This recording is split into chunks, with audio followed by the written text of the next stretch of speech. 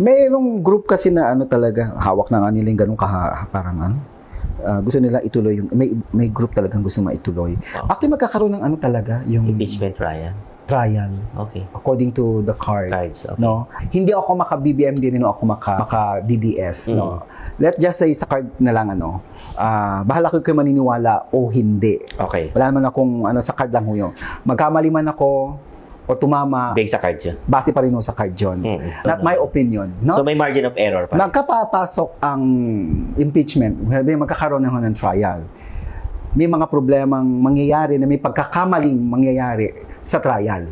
Okay. May mga questionable, no? Kung kukunin dito sa na-impeach, pwede pa nga siyang umahon. Si ano? Aahon siya. Ibig sabihin, baka malampasan. May trial akong nakikita. Pero I hope malampasan kasi parang gumaganon yung baraha, pwedeng... Pag kasi di ba natalo, makukulong, tama ba ako? Makakasuhan niya. Makakasuhan. Makakatanggal siya sa paggabi. Oo. May mga ano may mga documents na medyo hindi ganoon Tibay? katibay. Saan yun dyan? Saan yun? Ito. Okay. Kumbaga may 4 na laban ang side ni BP. VP. May alas siya. May alas na Oh. tinatawag. No? Okay. Okay. Posible kaya biglang maging presidente si BP? O talagang matatapos ni BPM yung term niya? Kasi siyempre yung iba na talagang maka-BP, bakit umaasa sila na biglang bumagsak talaga si BBM? Mm. Biglang maging presidente. Alam mo, snap election na lang, no? Para matigil na to. Election na lang tayo. 'Di ba? Pwede kaya 'yun? Parang mahirap gawin yun. Tingnan mo nga sa cards. Hindi ganun agad-agad. Kabilis ang magkaroon ng snap election. Hindi naman siguro papayag na si BBM. Ang sa akin sa barahan ko, di ba sabi paulit-ulit kong sinasabi nga na sana matapos na lang niya. Okay. Gusto kong matapos na lang niya at doon na lang ho tayo kung sino gusto niyong iboto, daanin na lang ho sa election. Although may mga parties dito o may sa side ng baraha ko parang alam mo yung magmumuntik-muntikan. Muntik-muntikan. So, ang basta sabihin ni Joby, parang ano ba talaga? Matatanggal ba or tatagal? Parang feeling ko dito baka feeling ko baka matapos. Kasi ilang beses nag-try na ang magkaroon ng people power. Ilang beses na. Several times. Diba? Pero hindi naging successful. Bakit? May kulang na elements. At ayan, alam nila yan kung bakit. And then, BP nagiging quiet. Diba? Parang ayaw naman ni BP. Diba? Actually, kasi hindi yun ang solution. Oo. Yun yung pagkakita ko sa card, parang hindi yun ang gusto ni BP na solution. Okay. So, it's more of siguro gusto niya idaan sa trial din. Pero Or pinapabasura niya yung trial na ibasura. kaya nga baka, di ba sabi ko nga, baka nga yung may lalabas na parang yung evidence is more mahina, kaya pwede nga ma-dismiss. Parang baka mabasura. Pero, that's according to my card. Pero dito kasi sa 4 na card na to, may gusto talagang ma-impeach talaga siya. Pero mas gusto ko pa rin matapos ni BBM talaga ang kanyang term. Pag 28, doon na tayo mag-decide kung sino gusto niyo talagang presidente. Kasi yung iba na ayaw kay BBM kasi nakikita nila, the longer the government stay in power, yung nakikitang problema, the longer it stay, no? Walang nagbabago. Mataas na bilihin, policy sa environment, Actually, yun yung nangyayari. Oo, pero ang dating naman dito, mga tao hindi naman talaga parang pabaya. Hayaan na. Bahala ka na. Bahala ka na. Yung ibang mga tao talaga. Diba? Bahala na. Ang gusto ng Bahala tao, kayo tuloy na dyan. lang ang buhay namin. Bahala kayo dyan. Bahala kayo dyan. Kagulo kayo. Diba? Oo. Hindi kagaya ng panahon nila, Tatay niya. hindi kay Cory ba yun? Si tatay niya. O sa tatay niya. Ay, ang tao talagang isang ganun na Oo. labasan lahat. Noon. Iba kasi ngayon, mas parang napagod ata ang tao. Hindi, tsaka iba talaga siguro yung Pilipino ngayon. Kumusta ang health ni BBM? Ako rin naman nagsabing may sakit yan dati. Di ba?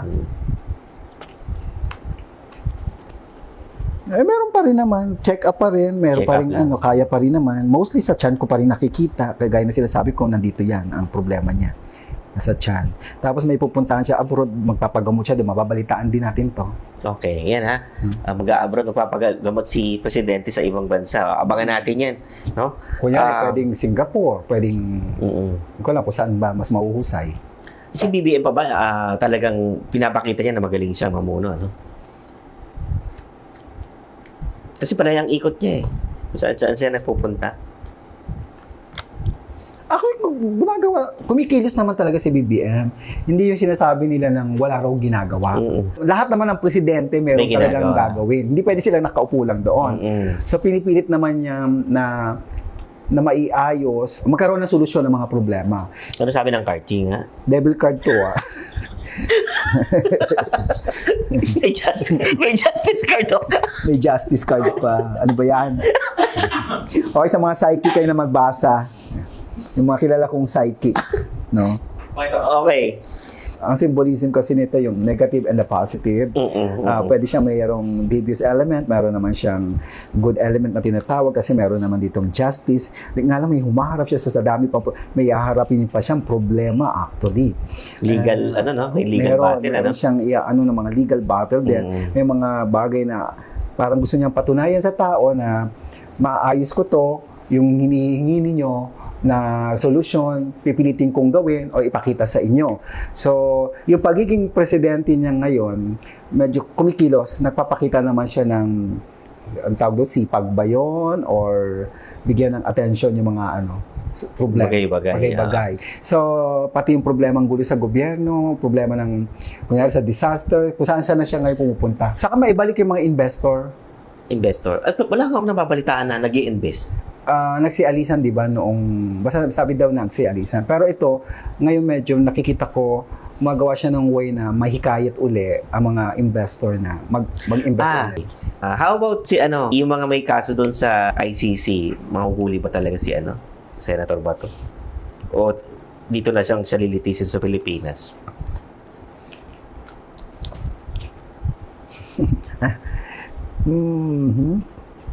Last time, hinulaan mo yan eh. Na I-confirm mo nga kung makukulong. Oo. Kasi dapat nga, sa card ko talaga, may kulong talaga siya. May case talaga. Hindi. Oo. Pero yung pagpunta doon, Hindi pa sure. hindi pa sigurado na mapunta siya doon. Pero parang medyo sa part ng barahan niya, hindi ko malam pa paano napigilan or maaaring malusutan pa nga ni Bato, ni Senator Bano. Labas na siya. No. Malulusutan niya pala eh. Ha? labas na siya, malulusutan niya pala eh. Oo. So, ang lang talaga, pag medyo mahuhuli, may nakakong kulong kapag talagang, may kulong ako nakikita talaga. No? At huwag na siya lumabas. Okay. Baka Anyway. sana hindi siya madala doon, ha? Kasi meron siyang Baka di siya madala. ma-ICC. ICC. Meron siya, oh. Oh. Okay. Kasi diba, habagat na. Mayroon ba tayong matitinding baha, no? Bagyo. May El Nino tayo sa last quarter of the year. Meron talagang baha. May mga, kasi di ba sabi ko, ang problema ngayon ng mundo, hindi na matatawag nating hula, dapat yan. Tubig at tubig at tubig pa rin talaga ang magiging parang disaster. Yan, tubig. Sa buong mundo, puro baha na yan. Kasi one way, barado mga kanal, maraming mga establishmento na Puno, pinutol. maraming yung nasira na yung ating environment. Tapos, vulkan, magpapatuloy ang kanilang pagiging aktibo, merong isang napakalakas, Visayas area ata. Pero may naramdaman ako na wag naman sana mangyari, yung para magiging aktibo uli, ng konti lang naman, parang magpapausok lang, yung Mount Pinatubo. Talaga. Baka biglang may gumanon lang. And then, yung Mount Mayon, patuloy pa rin siyang, pa rin, aktibo. Actually, normal naman yan kasi dati naman aktibo yan, di ba? Medyo may lakas din ako nakita sa Taal ulit. No? Saka yung Mount Apo, Okay. medyo baka Mount mag-aktibo. Apo. Tapos Mindanao hindi lang yun, yun, oo. Meron din sa ibang bansa, sobrang nakikita ko na disaster na napakalaki. Sa ibang bansa ay medyo Asian country yung nakikita. Sa Pilipinas, ang may lindol ha, medyo makakaranas tayo ng lindol, pero hindi pa rin matatawag nating big one. No. Ang inaano ko yung tubig, mas doon ako nababahala sa tubig. Yung pagkabaha or contamination ng water, yon. Saka yung baka magkaroon ng crisis in water also. Umulan na lang siya ng umulan para okay na mag-brown out, wag lang mawala ang tubig. Kasi kayang tiisin ng tao ang brown out. Sa magulo ang nakikita ko na papasok na susunod na after the second quarter, medyo may konting gulo pa ako nararamdaman. Hindi ko alam kung ano itong gulo. Pwede ang gulo nito may kinalaman sa mga mangyayari sa atin. Gulo? Gulo. Kasi magulo to. May gulo pa. Wait, Na after 2 weeks or maybe after 2 months o kaya after the second quarter, may mga parating pang gulo. Kunyari, gulo sa gobyerno, pwede rin naman gulo sa economic, gulo sa mundo. Pero Laging may medyo conflict. yung war, medyo magaganon muna. So hindi uli aatake ang US. Parang tahimik ngayon. Tahimik. Kasi nagkakaroon na ng global economic problem. Oo. No? Globally na talaga. So naisip-isip nila na hindi... Teka muna. Teka muna, naapektuhan tayo, naapektuhan ng ibang bansa. Ang mga tao, di ba, mostly doon ang power sa mga tao, ang pera nang gagaling sa business So, activity. this is business. Everything is about business, no? Even war is all about business yan. No? So, napagkwento natin bago tayo mag-start, no, ang bilis ng oras. Is it because we are so busy? No. O talagang iba talaga? Iba na ngayon. At the Mabilis same talaga. time, ang tao, malapit na ho hindi man sinasabing malapit na ang pagdating ni Jesus. But rather, nasa midst of na rin tayo. Mga sign na dapat marunong kayong magbasa, gising ang diwa nyo sa mga nangyayari. Hindi ho binabaliwala ang mga pangyayari sa galaw ng mundo, sa galaw ng nangyayari ngayon. Iba ho ngayon. Baka akala ninyo normal. Yung iba minsan hindi ho normal. Merong gustong iparating ang langit sa atin na dapat maramdaman nyo ho yun. At yun ang hinihintay ng Diyos na gusto niya lang naman hindi naman sa magpapansin pero nandito ako. Yung parang magbalik kayo. The only way that you can talk to God is by reading the Bible. Everything, nandoon yung sagot. Ako hindi ako madalas magbasa, pero paminsan-minsan ho nagbabasa. Kahit na reader ako, kahit nasabihin ng mga buzzer, masama yung ginagawa mo. Huwag nyo na akong i-judge, hayaan nyo ang Diyos ang mag-judge sa akin. Only God can judge me, and only God can condemn me. Nobody has the right to judge me. Paano yung mga basher na wala akong pakialam sa kanila puro kasi bashing, no? Kasalanan din yung ginagawa nila. Di ba? Ano mang gawin mo sa kapwa mo ay isang senyali ng isang pagkakasala. Tignan mo ng masama ang kapwa mo kahit wala kang sinasabi, yun ay pagkakasala. Ano man yung ginagawa ko, kasi kasalanan naman din naman lahat Walang perfecto, no? Only Jesus Christ na nabuhay lang siya lang ang perfecto. No, saka ang Diyos sa langit. So ang sa akin, may kakayahan tayo kasi meron tayong power sa loob natin. May kakayahan tayong mabago ang buhay natin.